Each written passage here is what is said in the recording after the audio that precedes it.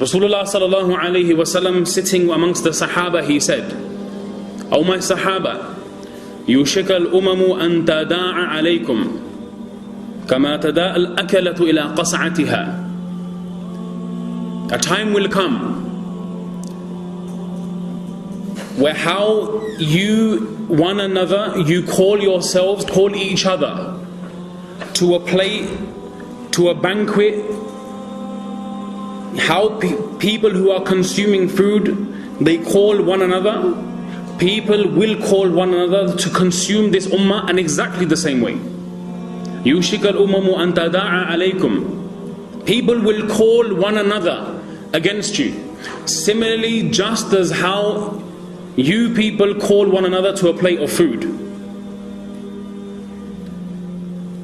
Why did Rasulullah sallallahu alaihi wasallam give the example and the tashbih with food? Food is not something that can fight back. Food cannot offer any resistance. Food has not got a choice in what you eat, what you leave. If you half eat something, the food cannot object. If you choose to discard something, the food cannot object. If you want to swallow something in whole, the food cannot object. Every word of Rasulullah sallallahu alaihi wasallam is absolutely amazing. The balaghat and the wisdom and the rhetoric and the profoundness. Ulama mention he made tashbih with food. He gave the example with food. Why? Because food cannot fight back.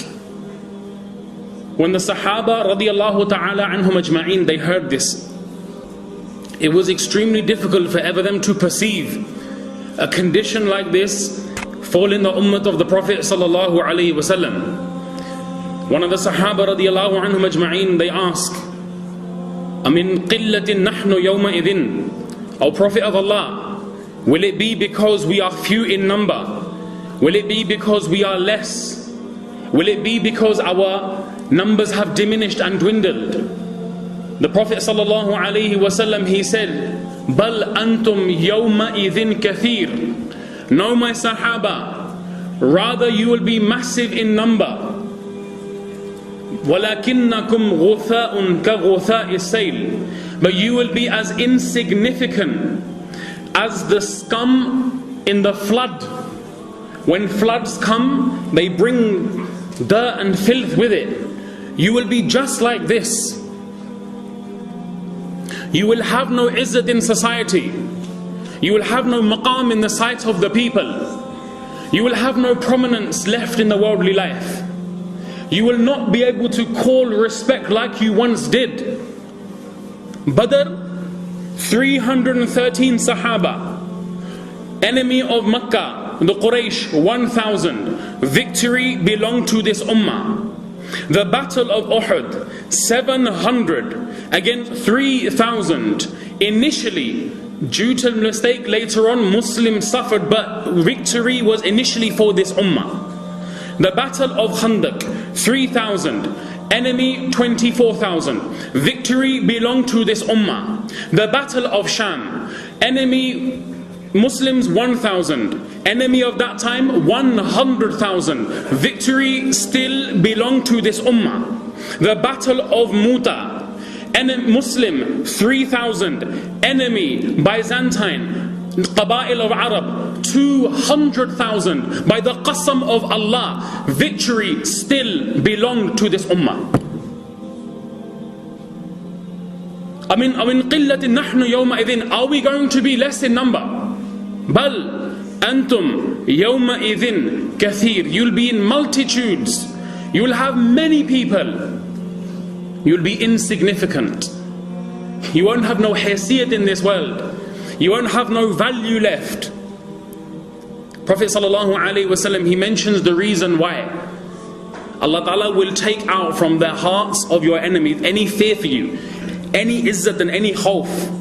وَلَيَقْذِفَنَّ اللَّهُ فِي قُلُوبِكُمْ الْوَهْنِ. Allah Ta'ala will put in your hearts this thing of wahn. Sahaba were not used to this word. They said, Ya Rasulullah, what is wahn? قِيلَ وَمَا الْوَهْنُ Ya Rasulullah. What is this word? We don't know what this word means. Rasulullah sallallahu alayhi wasallam, he mentioned, oh my Sahaba, your downfall will not be because you have a lack of education.